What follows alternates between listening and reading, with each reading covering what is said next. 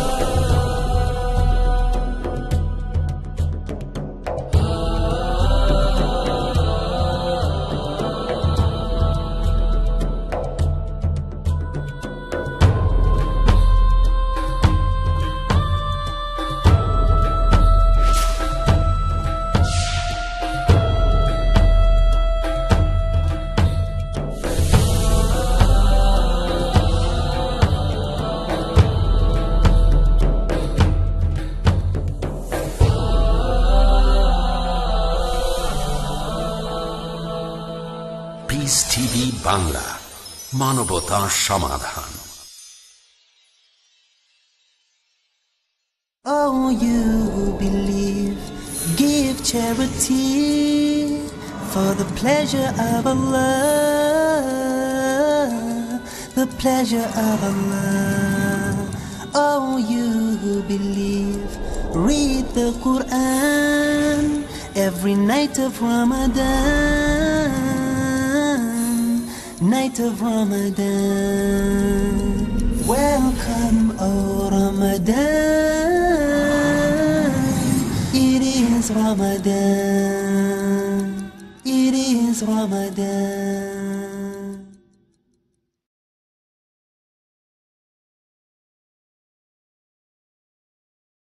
প্রিয় মুসলিম এবং অমুসলিম ভাই ও বোনেরা, আসসালামু আলাইকুম ওয়া রাহমাতুল্লাহি ওয়া বারাকাতুহু। আমাদের স্রষ্টা মহান আল্লাহ তাআলার দয়া, শান্তি ও রহমত আপনাদের সবার উপরে বর্ষিত হোক। এই অনুষ্ঠানে স্বাগতম। Ramzan, a date with doctor Zakir. আমি আপনাদের হোস্ট ইউসুফ চেম্বার্স। আর আজকে আমাদের অনুষ্ঠানে আলোচনার টপিক রমজান, পবিত্র কোরআনের মাস, পর্ব 1। আসসালামু আলাইকুম। ওয়ালাইকুম আসসালাম রহমতুল্লাহ বারাকাতুহু। রমজান, পবিত্র কোরআনের মাস, এই টপিকটাও খুব গুরুত্বপূর্ণ। আর আজকের এই পর্বে আপনার কাছে আমার প্রথম প্রশ্ন, যথারীতি এই প্রশ্নটাও হলো একটা শব্দের সংজ্ঞা নিয়ে।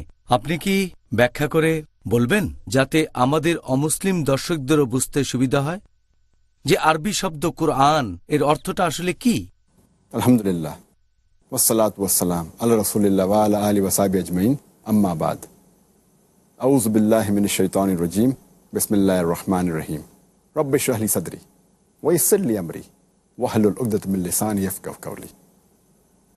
এই কোরআন শব্দটার মূল আরবি শব্দ হচ্ছে কারআ, যার মানে পড়া অথবা পাঠ করা।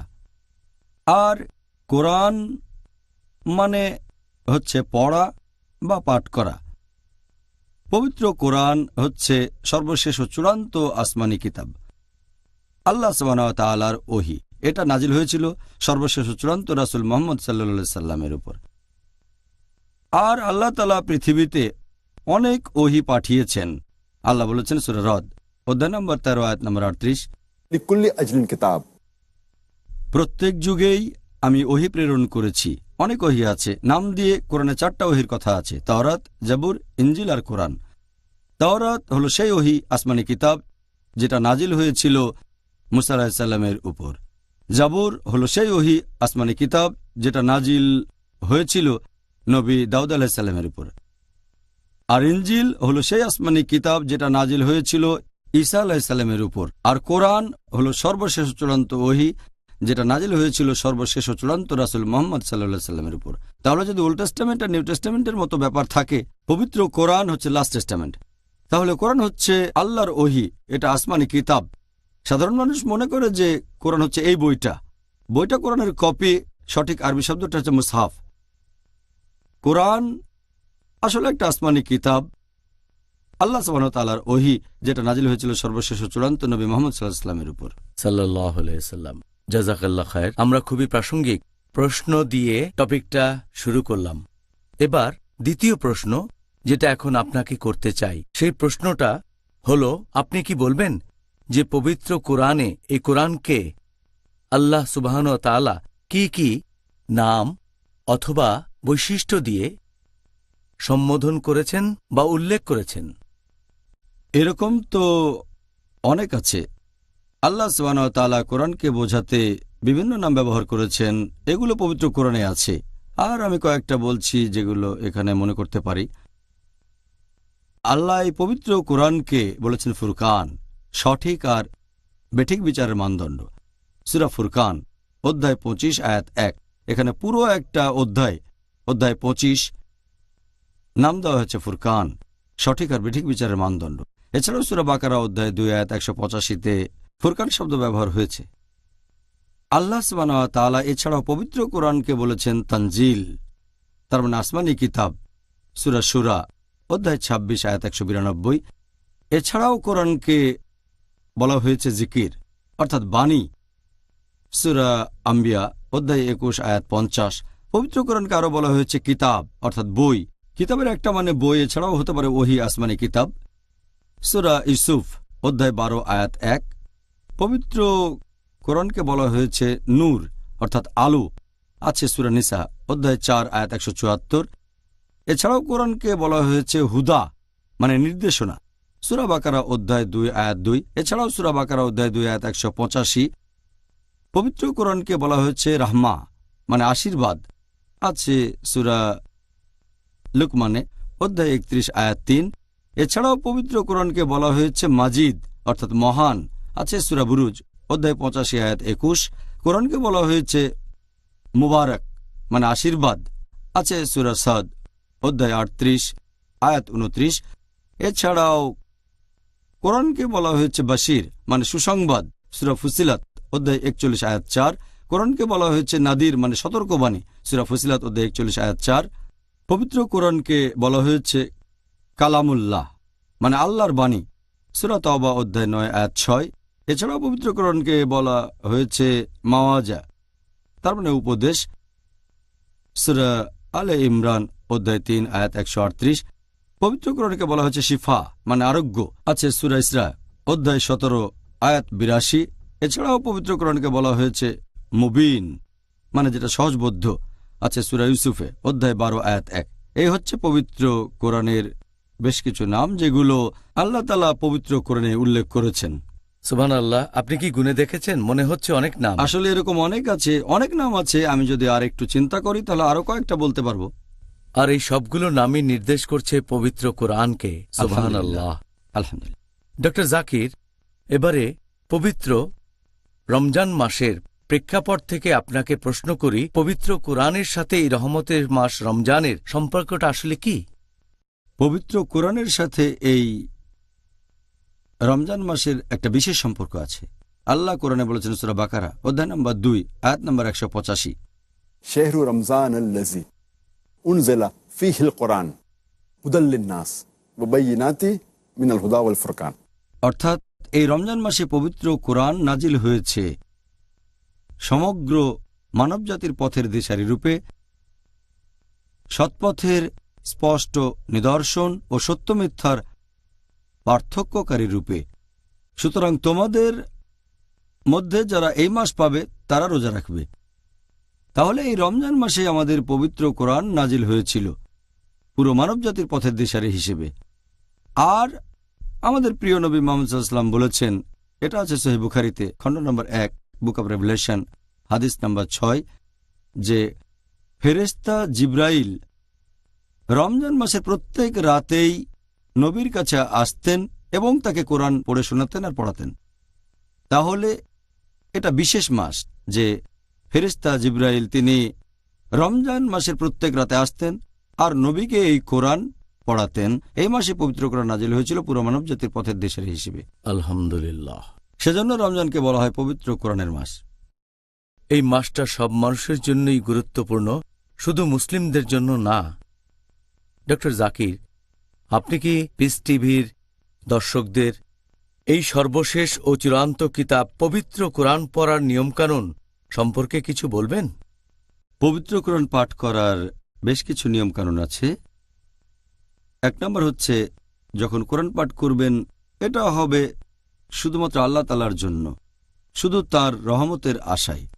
2 নম্বর, এটা হলে ভালো যে কোরআন পাঠ করার সময় আপনি থাকবেন ওযু করা অবস্থায়। 3 নম্বর, যে জায়গায় কোরআন রেখে পাঠ করছেন সেটা পরিষ্কার হবে। 4 নম্বর, সময়টা হবে খুব ভালো সময়।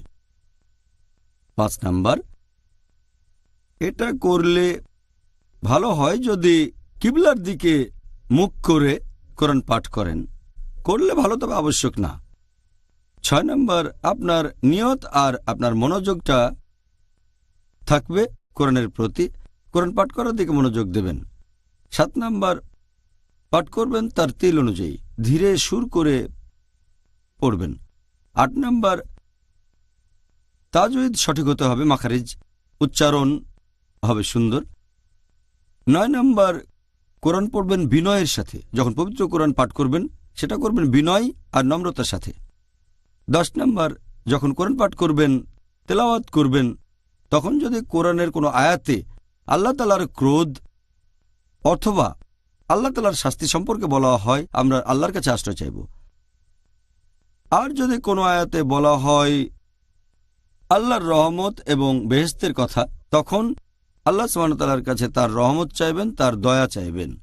আর যদি কোরআন পড়তে গিয়ে তখন কোনো আয়াত আসে যেটা সিজদা তেলাওয়াত, যেসব আয়াতে আমাদের সিজদা দিতে হবে, সে সময় কোরআন পাঠ বন্ধ করে দিয়ে আমরা সিজদায় যাব যত তাড়াতাড়ি সম্ভব। এছাড়াও কিছু আয়াত, এগুলো যতবার রিপিট করবেন ততই আপনার জন্য ভালো। আর এছাড়াও আমরা চেষ্টা করব পবিত্র কোরআনের যতগুলো আয়াত পারি মুখস্থ করব। আর একটা গুরুত্বপূর্ণ ব্যাপার, যেটা একটা ফরজ, অন্য সবগুলো করলে ভালো, যেটা হচ্ছে পবিত্র কোরআন পাঠের আগে শয়তান থেকে রক্ষা পাওয়ার জন্য আল্লাহর কাছে আশ্রয় প্রার্থনা করব। আল্লাহ পবিত্র কোরআনে বলেছেন সূরা নাহল অধ্যায় নম্বর 16 আয়াত 98, যে কোরআন পাঠ করার আগে বলো আউযু বিল্লাহি মিনাশ শাইতানির রাজিম, যে আমি আল্লাহর কাছে আশ্রয় নিচ্ছি অভিশপ্ত শয়তান থেকে। আর আপনি যদি একেবারে প্রথম থেকে কোনো সূরা পড়েন, আপনি তাহলে সূরার প্রথম আয়াতটা দিয়ে পড়া শুরু করবেন, যে বিসমিল্লাহির রহমানির রহিম, দয়াময় পরম দয়ালু আল্লাহর নামে শুরু করছি। কারণ কোরআনের প্রত্যেকটা সূরা শুরু হয়েছে এই ফর্মুলায়, বিসমিল্লাহির রহমানির রহিম, দয়াময় পরম দয়ালু আল্লাহর নামে শুরু করছি, শুধু সূরা তওবা বাদে অধ্যায় নম্বর 9। ভাই ও বোনেরা, দেখা হবে এখন একটা ছোট্ট বিরতি। আসসালামু আলাইকুম। It is Ramadan. رمضان قد أهل بالصيام وأطل আসসালামু আলাইকুম, আমি মোহাম্মদ বদরুদ্দোজা নদভী আমার পক্ষ থেকে এবং পিস টিভি বাংলার পক্ষ থেকে আপনাদেরকে জানাই রমজানুল মুবারকের আন্তরিক মুবারকবাদ।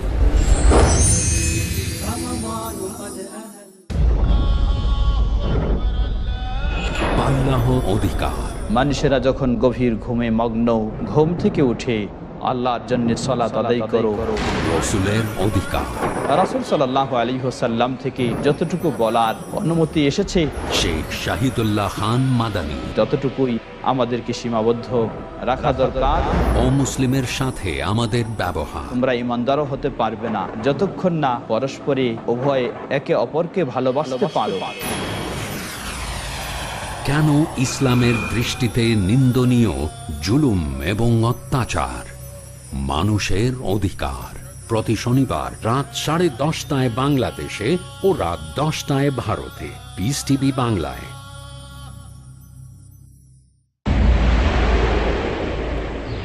ডক্টর জাকিরের আন্তরিক বার্তা। আপনার বেহেশত কোথায়? সহিহ বুখারীতে উল্লেখ আছে 8 নম্বর খণ্ড কিতাবুল আদাব অধ্যায় নম্বর 2 হাদিস নম্বর 2, একজন লোক নবীজির কাছে আসলো এবং তাকে জিজ্ঞেস করলো, হে রাসূলুল্লাহ সাল্লাল্লাহু আলাইহি সাল্লাম, আমার সম্মানের এবং ভালোবাসার বেশি হকদার কে? নবীজি বললেন, তোমার মা। লোকটি বলল, তারপর কে? নবীজি বললেন, তোমার মা। লোকটি আবার জিজ্ঞেস করলো, তারপর কে? নবীজি বললেন, তোমার মা। লোকটি চতুর্থবার জিজ্ঞেস করলো, তারপর কে? নবীজি বললেন, তোমার বাবা।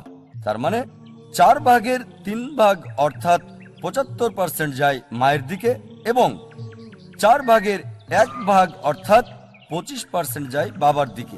সংক্ষেপে মা পাচ্ছেন গোল্ড মেডেল, সিলভার মেডেল এবং ব্রোঞ্জ মেডেলটাও মা পাচ্ছেন। বাবাকে সান্ত্বনা পুরস্কারটা নিয়ে সন্তুষ্ট থাকতে হচ্ছে। এটা সুনানে নাসাইতে উল্লেখ করা আছে, কিতাবুল জিহাদ অধ্যায় নম্বর 6 হাদিস নম্বর 3106। নবীজি সাল্লাল্লাহু আলাইহি সাল্লাম বলেছেন, জান্নাত তোমার মায়ের পায়ের নিচে। পিস টিভি বাংলা, মানবতার সমাধান। It is Ramadan. প্রিয় মুসলিম এবং অমুসলিম ভাই ও বোনেরা, আসসালামু আলাইকুম। আবারও স্বাগতম আমাদের অনুষ্ঠানে Ramzan a date with doctor Zakir. আমি আপনাদের হোস্ট ইউসুফ চেম্বার্স। আর আজকে আমাদের আলোচনার টপিক রমজান, পবিত্র কোরআনের মাস, পর্ব 1। আসসালামু আলাইকুম। ওয়ালাইকুম আসসালাম রহমতুল্লাহ বারাকাতুহু। এবারে পরের প্রশ্ন, আপনি কি দর্শকদের এটা বলবেন যে এই রহমতের মাস রমজানে আমরা যদি পাঠ করি পবিত্র কোরআন, যে বইটা দিয়ে সঠিক আর বেঠিকের পার্থক্য করা হয়, সেটা পাঠ করলে কি কি উপকারিতা পাব? অনেক উপকারিতার কথা বলা হয়েছে কোরআনে এবং সহিহ হাদিসে কোরআন পাঠ করা সম্পর্কে। একটা হাদিস আছে সহিহ বুখারীতে, খণ্ড নম্বর 3, বুক অব ফাস্টিং, হাদিস নম্বর 1902, যে নবী মুহাম্মদ সাল্লাল্লাহু আলাইহি সাল্লাম ছিলেন সবচেয়ে উদার হৃদয় মানুষ। আর পবিত্র রমজান মাসে তিনি উদারতার সর্বোচ্চ সীমায় থাকতেন এবং ফেরেশতা জিব্রাইল প্রতি রাতে আসতেন, নবীকে কোরআন পড়ে শোনাতেন আর পড়াতেন, এবং তাঁর উদারতা প্রচণ্ড বেগে বয়ে চলা প্রবল বাতাসের চেয়েও শক্তিশালী ছিল। আর প্রথম যে আয়াতটা নাজিল হয়েছিল, পবিত্র কোরআন নাজিল হওয়া প্রথম আয়াত আমাদের নবীর কাছে, সেটা আছে সূরা ইকরা অধ্যায় নম্বর 96 বা সূরা আলাক অধ্যায় নম্বর 96 আয়াত 1, বলা হয়েছে ইকরা। আর ফেরেশতা জিব্রাইল যখন কোরআনের এই প্রথম শব্দটা বলেছিলেন নবীর কাছে, তিনি তখন ছিলেন হেরা গুহায়, জাবলে নূর। নবী যখন এই শব্দটা শুনলেন ইকরা, He said, "Ma ana biqari." আমি পড়তে জানি না, তখন ফেরেশতা জিব্রাইল আবার বললেন ইকরা। নবী আবার বললেন, "Ma ana biqari." আমি তো পড়তে জানি না। ফেরেশতা জিব্রাইল তখন আবারও বললেন ইকরা। নবী তখন বুঝতে পারলেন যে ইকরার আরেকটা মানে হচ্ছে পাঠ করা, আবৃত্তি। একটা অর্থ পড়া, আরেকটা হচ্ছে পাঠ করা বা আবৃত্তি করা। নবী তখন বললেন ইকরা। In the Revelation game, "Iqra bismi rabbikal ladzi khalaq. Khalaqal insana min alaq." পড়ো, পাঠ করো তোমার প্রতিপালকের নামে, যিনি সৃষ্টি করেছেন, যিনি মানুষকে সৃষ্টি করেছেন জোকের মতো ঝুলে থাকা বস্তু থেকে। তাহলে পাঠ করা গুরুত্বপূর্ণ, তবে প্রতিপালকের নামে পাঠ করা আরও বেশি গুরুত্বপূর্ণ। আর এই পবিত্র কিতাব পাঠ করলে অনেক উপকারিতা আছে। আমাদের প্রিয় নবী বলেছেন, এই হাদিসটা আছে তিরমিজিতে, হাদিস নাম্বার 2910। সেখানে আমাদের প্রিয় নবী বলেছেন যে তোমরা আল্লাহর এই কিতাবের যতগুলো অক্ষর পাঠ করবে এই পবিত্র কোরআন থেকে, সেজন্য রহমত পাবে। আর প্রত্যেক রহমত সেটার সমান হচ্ছে 10টা হাসানাত, 10টা আশীর্বাদ। আল্লাহর এই কিতাব পাঠ করলে প্রত্যেক অক্ষরের জন্য পুরস্কার পাবে, প্রত্যেক পুরস্কার সমান 10 হাসানাত। আর আলিফ লাম মিম, এটা একটা অক্ষর না, আলিফ একটা অক্ষর, লাম একটা অক্ষর, মিম আর একটা অক্ষর, তাহলে 10 যোগ 10 যোগ 10, আপনি 30টা আশীর্বাদ পাবেন যদি বলেন আলিফ লাম মিম। আর আমাদের প্রিয় নবী বলেছেন, এটা আছে সহিহ বুখারীতে, খণ্ড নম্বর 6 হাদিস নাম্বার 5027। নবী বলেছেন, "Khayrukum man ta'allama al-Qur'ana wa 'allamahu." তোমাদের মধ্যে সবচেয়ে সেরা হলো সে যে কোরআন পাঠ করে আর অন্যদের শেখায়, যে নিজে কোরআন শেখে আর অন্যকে শেখায়। তার মানে কোরআন শেখা এবং অন্যকে শেখানো দুটোই যথেষ্ট গুরুত্বপূর্ণ।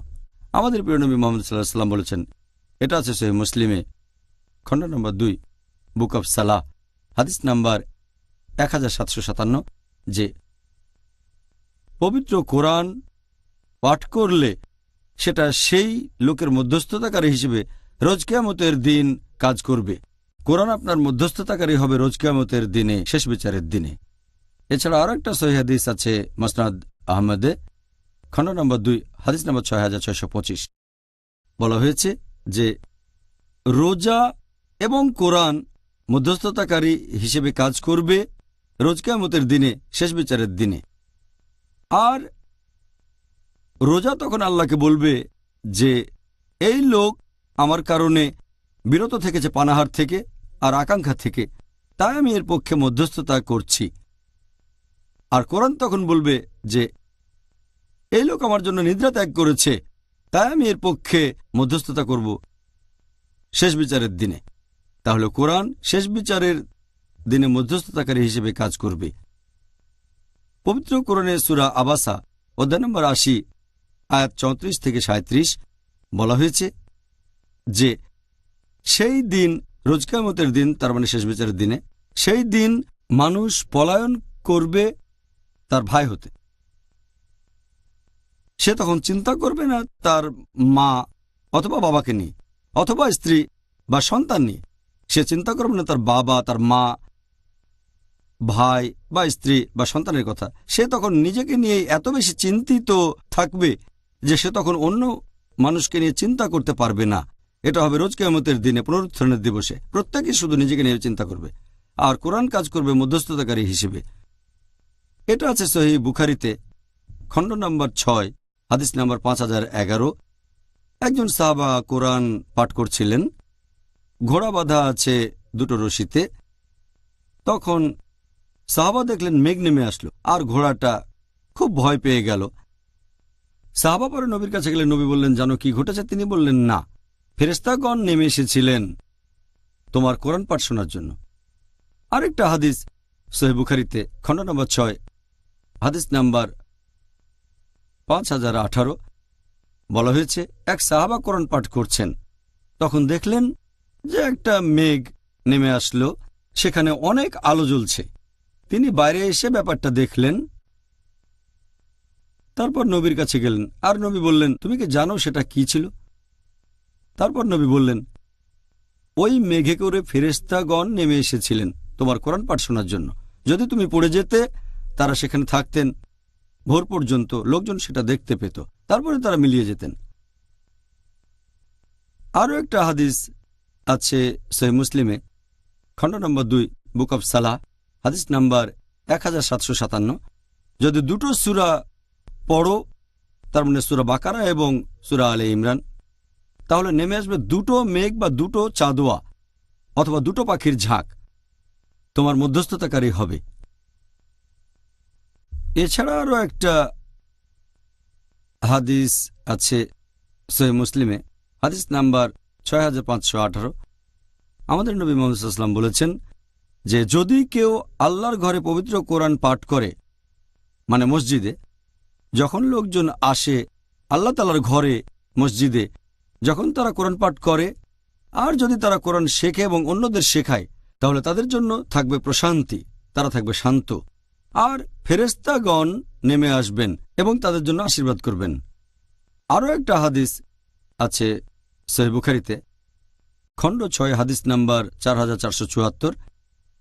আমাদের নবী মুহাম্মদ সাল্লাল্লাহু আলাইহি ওয়াসাল্লাম একজন সাহাবাকে বলেছেন, তখন তারা মসজিদের ভেতরে, যে আমি তোমাকে কোরআনের শ্রেষ্ঠ সূরাটার কথা বলবো মসজিদ থেকে যাওয়ার আগে। কিছুক্ষণ পরে নবী যখন মসজিদ থেকে বেরিয়ে যাচ্ছেন, সাহাবা মনে করিয়ে দিলেন, পবিত্র কোরআনের কোন সূরাটা সবচেয়ে সেরা, সেটাকে আমাকে বলবেন। নবী বললেন, আলহামদুলিল্লাহি রাব্বিল আলামিন, তার মানে সূরা ফাতিহা, কোরআনের এই 7টা আয়াত। আরও একটা হাদিস আছে সহিহ বুখারীতে খণ্ড 6 হাদিস নাম্বার 5009। আমাদের নবী মুহাম্মদ সাল্লাল্লাহু আলাইহি ওয়াসাল্লাম বলেছেন যে যদি কেউ সূরা বাকারার শেষ 2 আয়াত পাঠ করে রাতের বেলায়, সে নিরাপদে থাকবে। প্রিয় নবী মুহাম্মদ সাল্লাল্লাহু আলাইহি ওয়াসাল্লাম বলেছেন, আছে সহিহ মুসলিমে খণ্ড নম্বর 2 বুক অব সালাহ হাদিস নাম্বার 1766। নবী বলেছেন, যদি কেউ সূরা কাহফের প্রথম 10টা আয়াত মুখস্থ করে, সে তাহলে দাজ্জাল থেকে নিরাপদে থাকবে। আর ঠিক এর পরের হাদিস সহিহ মুসলিম খণ্ড নম্বর 2 বুক অব সালাহ হাদিস নাম্বার 1767। যদি কেউ সূরা কাহফের শেষ 10 আয়াত মুখস্থ করে, সে তাহলে দাজ্জাল থেকে নিরাপদে থাকবে।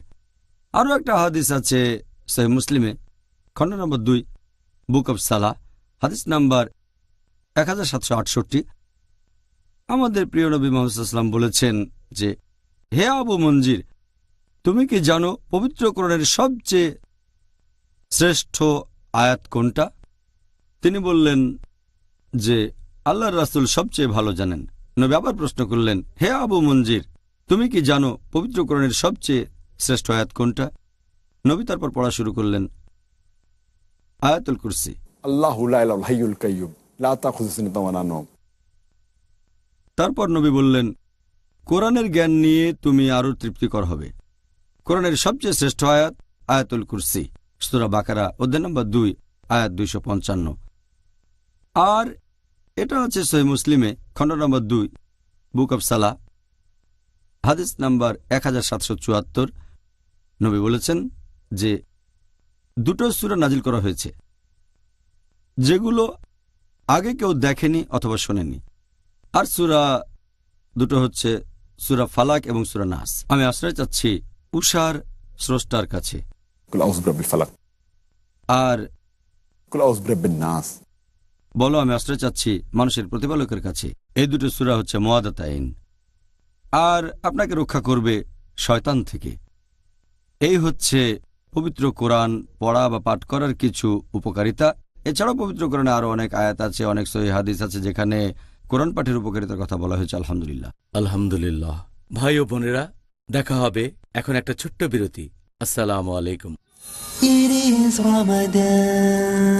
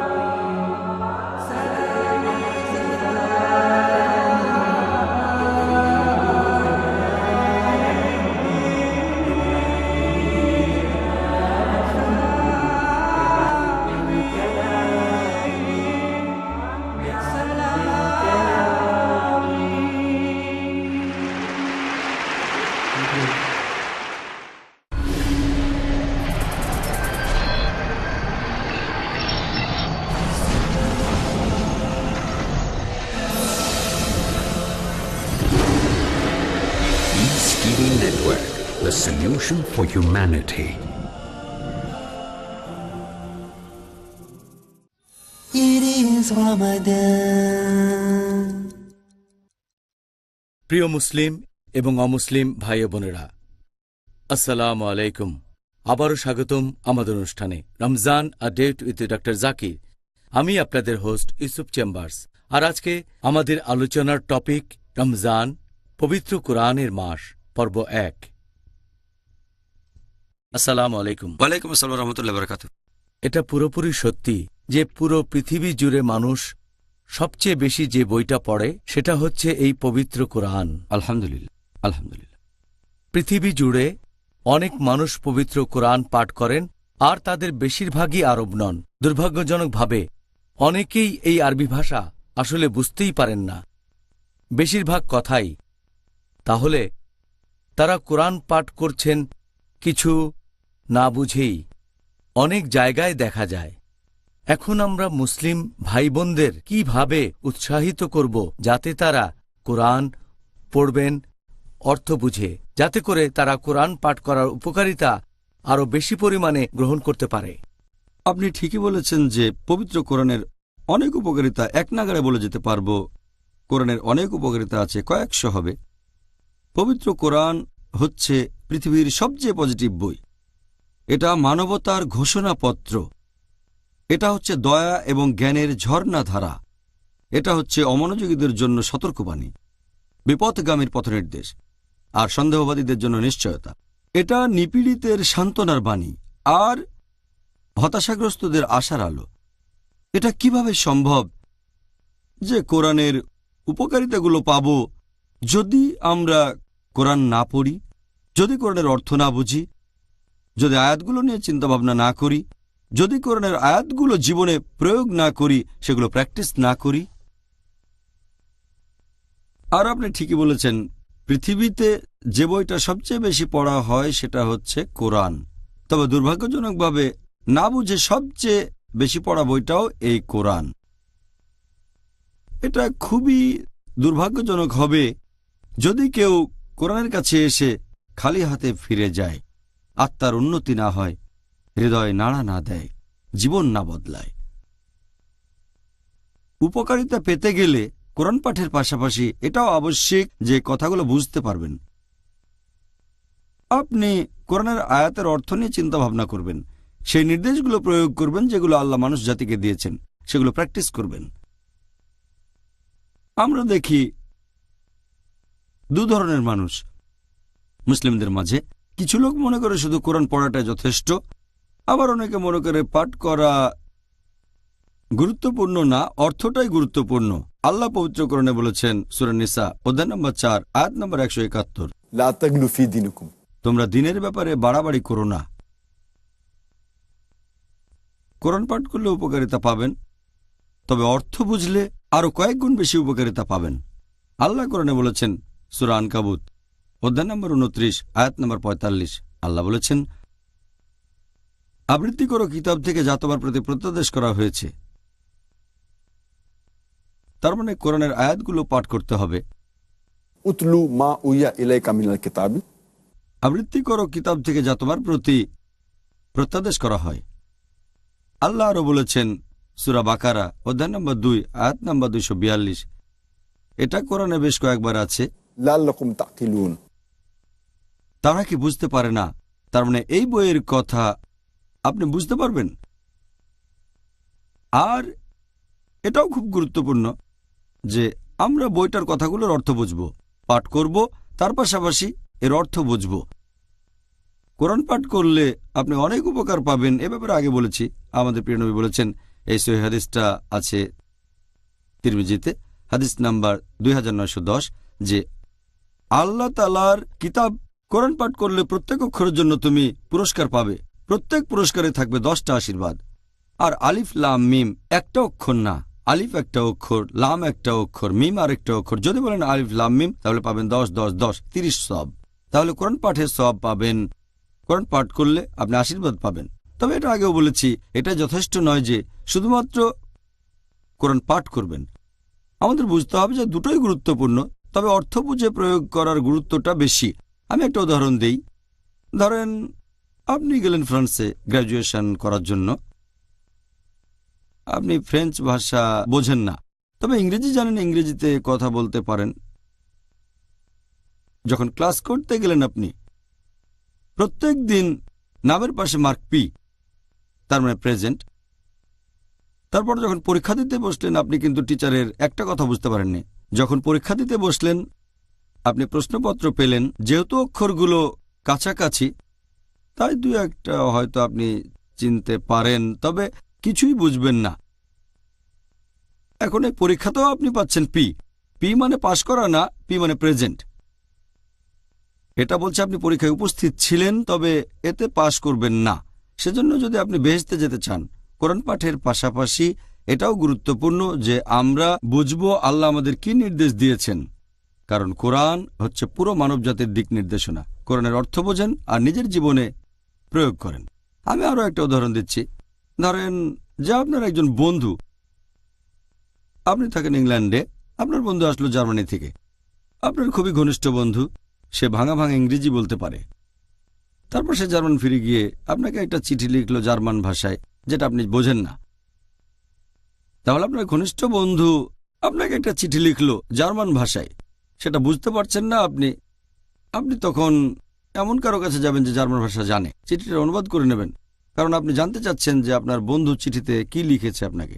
এটা কি গুরুত্বপূর্ণ না যে আমাদের স্রষ্টা আল্লাহ তাআলা তার সর্বশেষ ও চূড়ান্ত কিতাব পবিত্র কোরআনে কি লিখেছেন তা বোঝার চেষ্টা করব আমরা? আমাদের এখন কোরআন অনুবাদ করতে হবে না, কোরআনের অনেক অনুবাদ পাওয়া যায়। এটা গুরুত্বপূর্ণ যে পড়ার পাশাপাশি যদি আরবি বুঝতে না পারেন তাহলে অনুবাদ পড়েন, যাতে করে আমরা আল্লাহর এই বাণীকে বুঝতে পারি এবং জীবনে প্রয়োগ করতে পারি। খুব সুন্দর, আসলে খুব সুন্দর বলেছেন ডক্টর জাকির। পবিত্র কুরআন অর্থ বুঝে পাঠ করলে আমরা তো অনেক বেশি পরিমাণ পুরস্কার পেতে পারি। তারপরেও কেন আমরা অনেক মুসলিম ভাইবোনদের দেখি যে তারা সবসময় বিভিন্ন অজুহাত দেখায় যে অমুক কারণে তারা পবিত্র কোরআন অর্থ বুঝে পাঠ করতে পারেনি? সাধারণ মুসলিমরা বিভিন্ন ধরনের অজুহাত দেখায় যে এই কারণে তারা অর্থ বুঝে কোরআন পড়ে না। সবচেয়ে কমন যেটা, যে বেশিরভাগ মুসলিম আরবি ভাষা জানে না। আপনি হয়তো জানেন যে পৃথিবীর 1/5 বেশি মানুষ, 20% বেশি মানুষ, পৃথিবীর প্রায় 150 কোটি মানুষ, মোট 630 কোটির ভেতরে এরা হচ্ছে মুসলিম। তবে এদের মধ্যে 80%-এরও বেশি আরবি ভাষা বুঝতে পারে না। মুসলিমদের মধ্যে আনুমানিক 15%-এর মতো হচ্ছে আরব, সামান্য কয়েকজন নন আরব তারা আরবি ভাষা জানেন। তাহলে মুসলিমদের মধ্যে 80%-এরও বেশি মানুষ আরবি ভাষা জানে না। সবচেয়ে কমন অজুহাত হচ্ছে আমরা আরবিতে কথা বলতে বা বুঝতে পারি না। এখন প্রত্যেকটা মানুষ অন্তত পক্ষে 2 বা 3টা ভাষা জানে, কেউ 3টা জানে, কেউ 4টা জানে, আবার কেউ ভাষাবিদ। তবে যখন কোনো শিশু জন্মায় সে তখন কোনো ভাষাই জানে না, তবে সে তার মায়ের ভাষা শেখে পরিবারের সবার সাথে কথা বলার জন্য। সে তার নিজের এলাকার ভাষা শেখে যাতে কথা বলতে পারে বন্ধুদের সাথে। সেই ভাষা শেখে যে ভাষায় লেখাপড়া করে। প্রত্যেক মানুষ অন্ততপক্ষে 2 বা 3টা ভাষা জানে। এটা কি গুরুত্বপূর্ণ নয় যে আমরা সেই ভাষা শিখব যে ভাষায় সর্বশেষ ও চূড়ান্ত কিতাব পাঠিয়েছেন আমাদের স্রষ্টা আল্লাহ সুবহানাহু ওয়া তাআলা? অনেক লোক বলে যে নতুন একটা ভাষা শেখা খুব কঠিন যখন বয়স বেড়ে যায়। তবে ভালো কাজের জন্য বয়স কখনো বাধা হয়ে দাঁড়ায় না। এ কথায় আমার ডক্টর মরিস বুকাইলির কথা মনে পড়ে গেল। ডক্টর মরিস বুকাইলি একজন ফ্রেঞ্চ। তাকে দেওয়া হয়েছিল ফ্রেঞ্চ একাডেমি অ্যাওয়ার্ড মেডিসিনের ক্ষেত্রে। তিনি পরীক্ষা করেছিলেন একটা মমি, ফারাও মেরনেফটা। তার সমাধি ছিল ভ্যালি অফ কিংসে। তিনি যখন মিশরে গেলেন পরীক্ষা নিরীক্ষা করার জন্য, সেখানে একজন মুসলিম বলল, তোমরা মমি পেয়েছো, এতে অবাক হওয়ার কিছু নেই। কথা কোরআনে বলা আছে সূরা ইউনূস অধ্যায় নম্বর 10 আয়াত 92 যে আল্লাহ তাআলা ফেরাউনের দেহ রক্ষা করবেন পরবর্তীকালের জন্য নিদর্শন হিসেবে। বুকাইলি অবাক হলেন যে এত পুরনো বইতে কিভাবে এমন কথা থাকতে পারে, যেগুলো জানলাম কিছুদিন আগে যে ফেরাউনের দেহ রক্ষা করা হবে। এরপরে তিনি পবিত্র কোরআনের অনুবাদ পড়লেন, আর কোরআনের অনুবাদ পড়ে তিনি এতটাই মুগ্ধ হলেন যে সরাসরি আরবিতে পবিত্র কোরআন পড়তে চাইলেন। তারপর আরবি ভাষা শিখলেন তিনি। তখন তার বয়স 50। চিন্তা করেন, একজন অমুসলিম আরবি ভাষা শিখছেন যাতে কোরআন বুঝতে পারেন ভালোভাবে। তারপর তিনি একটা বই লিখলেন, বাইবেল, কোরআন ও বিজ্ঞান। খুব বিখ্যাত একটা বই। বয়স কখনো বাধা হয় না। নতুন কোনো ভাষা শেখার ক্ষেত্রে। তবে এটাও সত্যি যে সবার আগ্রহ ডক্টর মরিস বুকাইলির মতো তীব্র না। আব্দুল মজিদ দরিয়াবাদীর মত অনুযায়ী তিনি বলেছেন, যে বইটা অনুবাদ করা সবচেয়ে কঠিন সেটা হচ্ছে কোরআন। এই বই অনুবাদ করা সবচেয়ে কঠিন, কারণ পবিত্র কোরআনের ভাষা এটা খুব বিশুদ্ধ, অতিক্রম করা যায় না, ধরাছোঁয়ার বাইরে, সবার উপরে। এটা মহান, খুবই পবিত্র। আর অনেক সময় দেখবেন একটা আরবি শব্দ তার অর্থ অনেকগুলো। পবিত্র কোরআনের একটা আয়াত হয়তো অনেকভাবেই সেটার বিভিন্ন অর্থ করা যায়। সাধারণ মানুষ পড়লে এক দৃষ্টিভঙ্গি, বিজ্ঞানী দেখবে আরেক দৃষ্টিভঙ্গিতে। এখন এটাই হলো পবিত্র কোরআনের সৌন্দর্য। তাই আরবিতে পড়া সবচেয়ে ভালো। তবে যারা আরবি ভাষায় কথা বলতে বা বুঝতে পারে না, আলহামদুলিল্লাহ অনেক শেখ আছেন, অনেক আলেম আছেন, অনেক বিশেষজ্ঞ যারা পৃথিবীর বিভিন্ন প্রধান ভাষায় পবিত্র কোরআনের অনুবাদ করেছেন। বিশেষজ্ঞগণ পৃথিবীর বেশিরভাগ প্রধান ভাষাতেই কোরআনের অনুবাদ করেছেন। যদি আরবি ভাষা বুঝতে না পারেন তাহলে সে ভাষায় কোরআন পড়েন যে ভাষাটা আপনি সবচেয়ে ভালো বোঝেন। যদি ইংরেজি ভালো বোঝেন ইংরেজি অনুবাদ পড়েন, যদি ফ্রেঞ্চ বোঝেন তাহলে ফ্রেঞ্চ পড়েন, জার্মান বুঝলে জার্মান পড়েন, বাংলা বুঝলে বাংলাতে পড়েন। সেই ভাষাতেই পড়েন যেটা সবচেয়ে ভালো বোঝেন। এটা গুরুত্বপূর্ণ যে সেই ভাষায় কোরআন পড়ব যেটা সবচেয়ে ভালো বুঝি। এটা কোনো অজুহাত না যে আরবি জানি না, সে ভাষায় পড়েন যেটা ভালো বোঝেন। আর আলহামদুলিল্লাহ পৃথিবীর বেশিরভাগ প্রধান ভাষায় আমরা পবিত্র কোরআনের অনুবাদ এখন পড়তে পারি। পবিত্র কোরআনের অনুবাদ পৃথিবীর বেশিরভাগ প্রধান ভাষাতে পাওয়া যাবে। এছাড়াও মুসলিমরা আরও অনেক অজুহাত দেয় যে তারা ব্যবসার কাজে ব্যস্ত থাকে, চাকরিতে অথবা লেখাপড়ায়, তাই পবিত্র কোরআনের অনুবাদ পড়তে পারে না। আমাদের অনেকেই হয়তো স্কুলে যায় অথবা ভার্সিটিতে যায় বা কলেজে। আমরা এই স্কুল কলেজে বা ভার্সিটিতে অনেক বছর কাটাই, আর আমরা সেখানে বিভিন্ন ধরনের বই পড়ি আর মুখস্থ করি, কিন্তু পবিত্র কোরআন পড়ার মতো সময় নেই। কোরআন পড়তে কতখানি সময় লাগবে আপনার? যদি আপনি কোরআনের অনুবাদ পড়েন আর একটু দ্রুত পড়েন তাহলে পুরো কোরআন পড়তে মাত্র কয়েকটা দিন লাগবে। যদি আপনি প্রতিদিন কোরআনের এক পারা পড়েন তাহলে সময় লাগবে 1 মাস। তারপরও অজুহাত দেখায় হাতে সময় নেই। আপনি একটা সার্টিফিকেট পাবেন স্কুল অথবা কলেজ থেকে, সেটা দিয়ে এই দুনিয়ায় কাজ হতে পারে নাও পারে। অনেক মানুষ আছে যারা গ্র্যাজুয়েট কিন্তু বেকার। আর তারপর আখিরাতে যদি এই শিক্ষা আপনাকে আল্লাহর কাছাকাছি না নিয়ে যায় সেটা তাহলে আখিরাতে মূল্যহীন। পবিত্র কোরআন বলছে সূরা বাকারা অধ্যায় নম্বর 2 আয়াত 1 ও 2, আলিফ লাম মিম যালিকাল কিতাবু লা রাইবা ফিহি, যে আলিফ লাম মিম এটা সেই কিতাব, কোনো সন্দেহ নেই। আর এটা তাদের জন্য পথনির্দেশ যারা ঈমান আনে। এখানে নিশ্চিত করে বলা হয়েছে এটা আমাদের জন্য পথনির্দেশ, সাহায্য করবে এই দুনিয়ায়, এছাড়া সাহায্য করবে আখিরাতে। তাই মুসলিমদের জন্য এটা দরকার যে অর্থ বুঝে কোরআন পড়বে। আরবি না জানলে সেই ভাষায় পড়েন যেটা সবচেয়ে ভালো জানেন। আচ্ছা, তাহলে কোনো অজুহাত দেখানো যাবে না। ভাই ও বোনেরা, দেখা হবে এখন একটা ছোট্ট বিরতি। আসসালামু আলাইকুম। It is Ramadan. رمضان قد أهل بالصيام وأطل. আসসালামু আলাইকুম ওয়া রাহমাতুল্লাহ। আমি মোহাম্মদ হাশিম মাদানী, পিস টিভি বাংলার পক্ষ থেকে, আমার পক্ষ থেকে সকল মুসলিম ভাইদের জানাচ্ছি মাহে রমজানের মুবারকবাদ।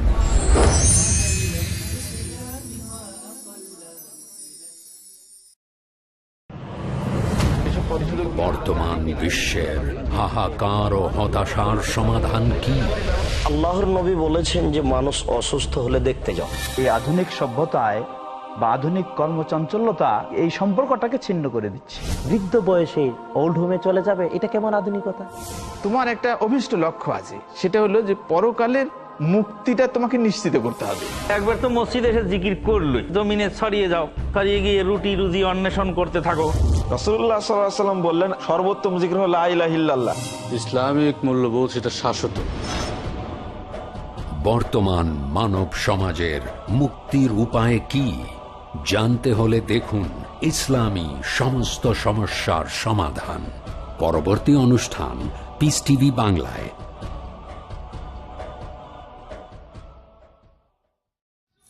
It is Ramadan. প্রিয় মুসলিম এবং অমুসলিম ভাই ও বোনেরা, আসসালামু আলাইকুম। আবারও স্বাগতম আমাদের অনুষ্ঠানে Ramzan a date with doctor Zakir. আমি আপনাদের হোস্ট ইউসুফ চেম্বার্স। আর আজকে আমাদের আলোচনার টপিক রমজান, পবিত্র কোরআনের মাস, পর্ব 1। আসসালামু আলাইকুম। ওয়ালাইকুম আসসালাম রহমতুল্লাহ বারাকাতুহু। অনেক মুসলিম মনে করে যে শুধুমাত্র একজন আলেম অথবা বিশেষজ্ঞ তাদেরকে কোরআনের অর্থগুলো বলতে পারবেন আর তাদের সামনে কোরআন পাঠ করতে পারবেন। এই ধারণাটাকে কি সঠিক বলা যায়?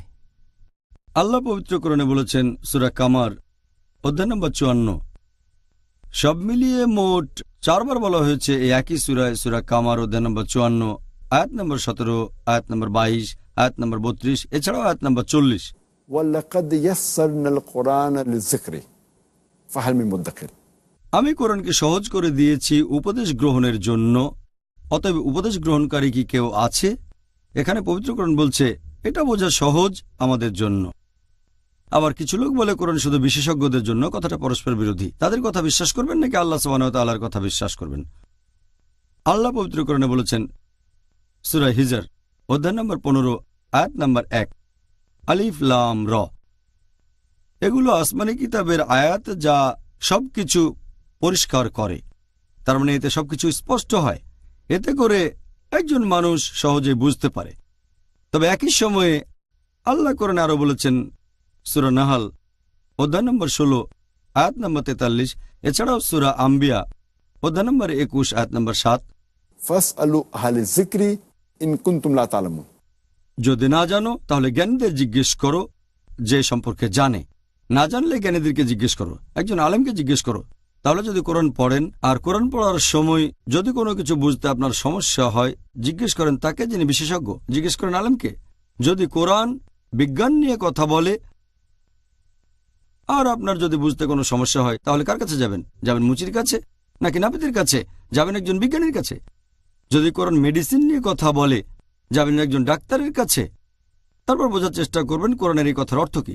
একইভাবে যদি জানতে চান নজুলে কোরআনের বিশেষ কিছু আয়াতের অর্থ, তাহলে যাবেন একজন আলেমের কাছে যিনি পড়েছেন দারুল উলুমে হয়তো 7 বছর বা 14 বছর।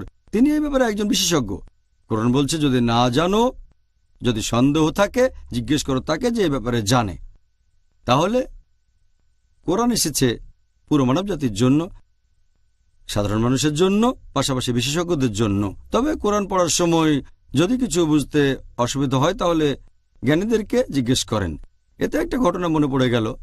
অনেক বছর আগের কথা, 70 দশকের শেষের বা 80 প্রথম দিকে বেশ কয়েকজন আরব তারা কোরআনের এই আয়াত মেনে চলে যে যদি না জানো এমন কাউকে জিজ্ঞেস করো যে জানে। তারা পবিত্র কোরআনের সেই আয়াতগুলো নিল আর সেই সহিহ হাদিস যেগুলো কথা বলছে ভ্রূণবিদ্যা নিয়ে, তারপর এগুলো সব দেখালো তারা প্রফেসর কিথমুরকে। আর সেই সময়ে 70-এর শেষ বা 80 প্রথম দিকে প্রফেসর কিথমুর পৃথিবীর মধ্যে ভ্রূণবিদ্যার উপরে সবচেয়ে সেরা বিশেষজ্ঞদের একজন। তিনি তখন ডিপার্টমেন্ট অব অ্যানাটমির বিভাগীয় প্রধান ছিলেন কানাডার ইউনিভার্সিটি অব টরন্টোতে। তাকে যখন দেখানো হলো কোরআনের আয়াতগুলো, সাথে ইংরেজি অনুবাদ ছিল, তখন এই ব্যাপারে তার মতামত জানতে চাওয়া হলো। তিনি বললেন, কোরআনে ভ্রূণবিদ্যার উপরে যেসব কথাগুলো বলা হয়েছে তার বেশিরভাগই আধুনিক বিজ্ঞানের সাথে পুরোপুরি মিলে যায়, আর এগুলো আমরা জেনেছি কিছুদিন আগে।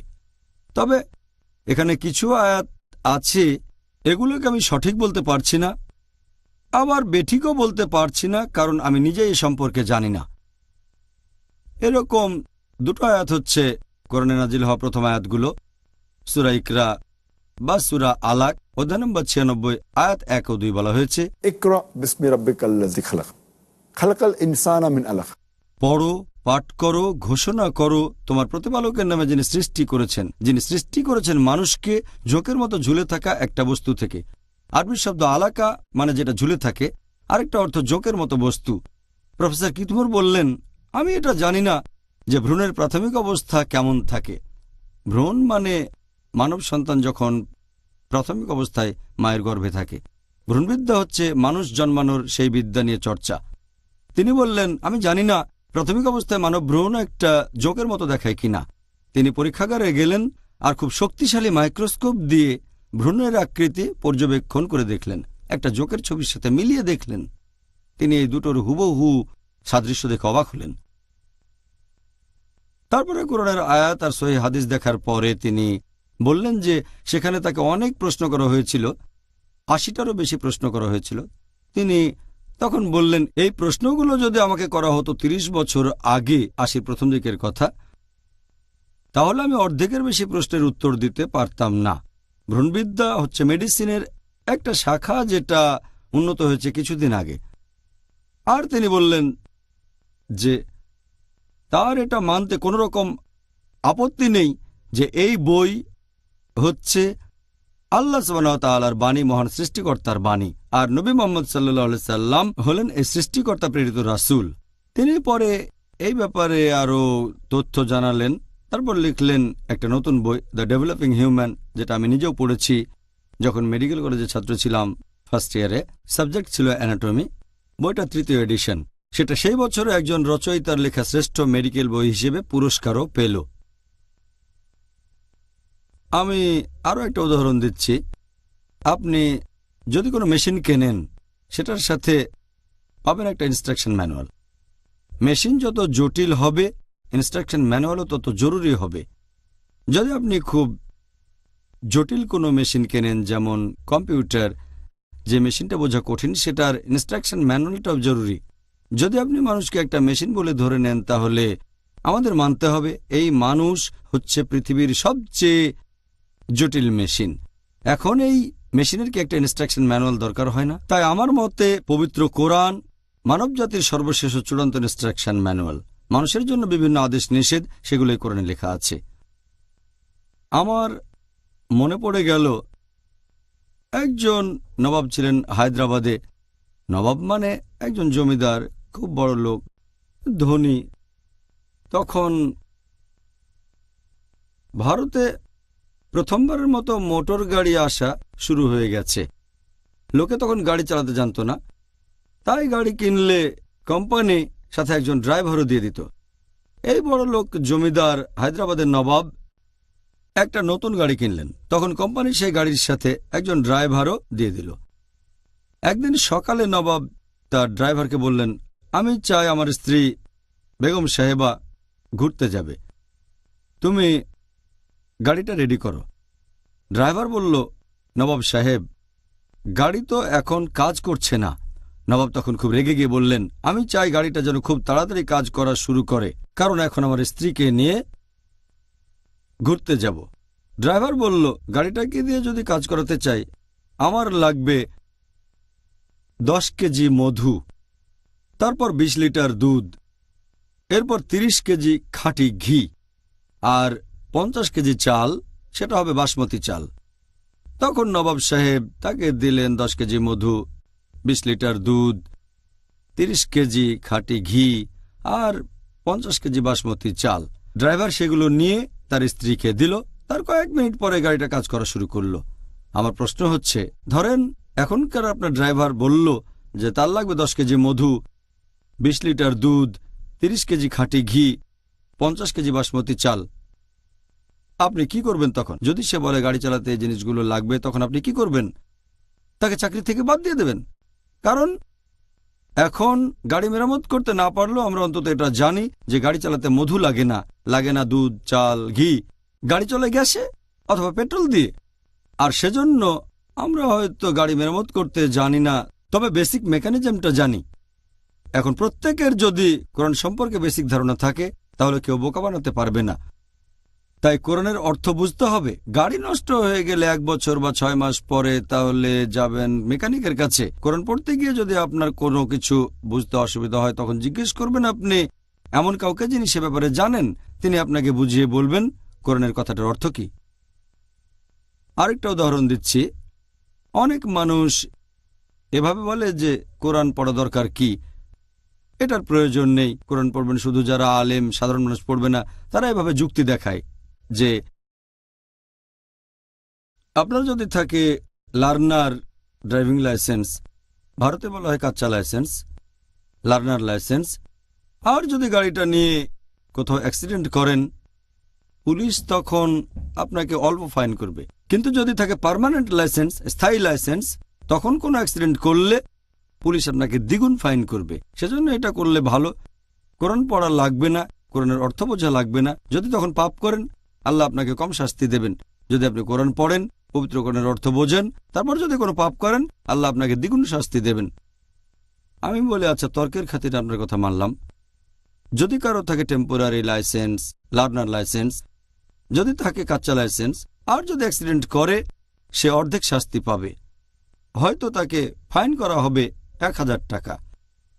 কিন্তু যদি কারো থাকে পার্মানেন্ট লাইসেন্স, স্থায়ী লাইসেন্স, আর যদি অ্যাক্সিডেন্ট করে, ফাইন করা হবে দ্বিগুণ, হয়তো 2000 টাকা। তবে একটা ব্যাপার খেয়াল রাখবেন, যে লোকের আছে লার্নার লাইসেন্স আর যে সঠিক ড্রাইভিং শেখেনি, 1 বছরে সে হয়তো অ্যাক্সিডেন্ট করতে পারে সব মিলিয়ে 50 বার। কিন্তু যে লোক সঠিকভাবে ড্রাইভিং শিখেছে আর পার্মানেন্ট লাইসেন্স আছে, সে হয়তো 1 বছরে অ্যাক্সিডেন্ট করতে পারে মাত্র 1 বার। তাহলে যে লোক ড্রাইভিং শিখে পার্মানেন্ট লাইসেন্স নিয়েছে, সে হয়তো 1 বছরে অ্যাক্সিডেন্টের জন্য ফাইন দেবে মাত্র 2000 টাকা। কিন্তু যে লোকের আছে লার্নার লাইসেন্স, সে হয়তো মোট 50 বার অ্যাক্সিডেন্ট করবে আর 1 বছরে ফাইন দেবে 50,000 টাকা। তাই এটাই সবচেয়ে ভালো যে আপনি করবেন একটা পার্মানেন্ট লাইসেন্স। একইভাবে পবিত্র কোরআনের অর্থ বুঝে পড়েন, আল্লাহ সুবহানাহু ওয়া তাআলার নির্দেশগুলো আপনার জীবনে প্রয়োগ করেন, তাহলে আপনার পাপ আর ভুল করার সম্ভাবনা কম থাকবে। যদি অর্থ বুঝে পড়েন, বলবেন না যে কোরআন পড়বেন শুধুমাত্র আলেমগণ। প্রত্যেক মানুষেরই উচিত অর্থ বুঝে পবিত্র কোরআন পাঠ করা আর আল্লাহ তাআলার নির্দেশগুলো নিজের জীবনে প্রয়োগ করা। সর্বশেষ চূড়ান্ত আসমানি কিতাব, যেটা নাজিল হয়েছিল সর্বশেষ চূড়ান্ত নবী মুহাম্মদ সাল্লাল্লাহু আলাইহি ওয়াসাল্লামের উপর। ভাই ও বোনেরা, ডক্টর নায়েকের উত্তরগুলো শুনে আমি যেমন মুগ্ধ, ঠিক তেমনি খুশি হয়েছি। যার টপিক ছিল রমজান, পবিত্র কুরআনের মাস। আশা করি আপনারাও অনুষ্ঠান দেখে আমার মতোই মুগ্ধ হয়েছেন। আজকে সবগুলি যুক্তি আর কারণ দেখলাম যে কেন আমরা কোরআন পড়ব, অর্থ বুঝে পাঠ করব আর পবিত্র কোরআনকে ভালোবাসব, কোরআনকে শ্রদ্ধা করব। আগামীকাল আবার দেখা হবে। পর্ব 2, পবিত্র রমজান, পবিত্র কোরআনের মাস। আসসালামু আলাইকুম ওয়া রাহমাতুল্লাহি ওয়া বারাকাতুহু। حافظين ذاكرين قانتين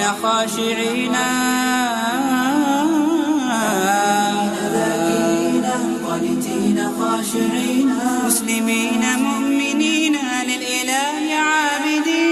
شهرنا صوم وعتق وقنوت فيه صدق، يومنا صبر ورفق بدموع البائسين. رمضان قد أهل بالصيام وأطل، مسعدا أهلا وخلا ليته في كل حين.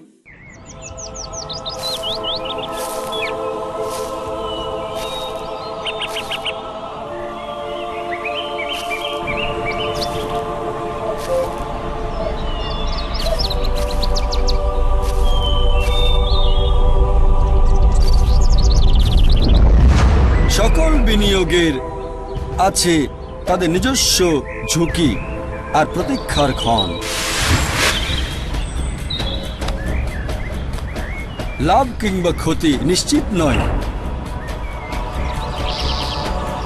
তবে এমন কি কোনো বিনিয়োগের কথা আপনার জানা আছে যা আশ্বাস দেবে নিশ্চিত লাভের, এই জীবনে না বরং পরকালে? হ্যাঁ, এমন একটা বিনিয়োগ যা আল্লাহ সুবহানাহু ওয়া তাআলার পথে। আমাদের সাথে অংশ নিন আল্লাহ সুবহানাহু ওয়া তাআলার সত্যবাণী ছড়াতে মানব জাতির কাছে। পিস টিভির সাথে থাকুন। আপনার জাকাত ও দানের অর্থ পাঠাতে পারেন IRFI Al Ryan Bank, 47 Calthorpe Road, Birmingham, UK. Post code B151TH, pound account number 01132301, IBAN GB49 ARAY 30008301 132301, sort code 300083, Swift BIC code ARAY GB22।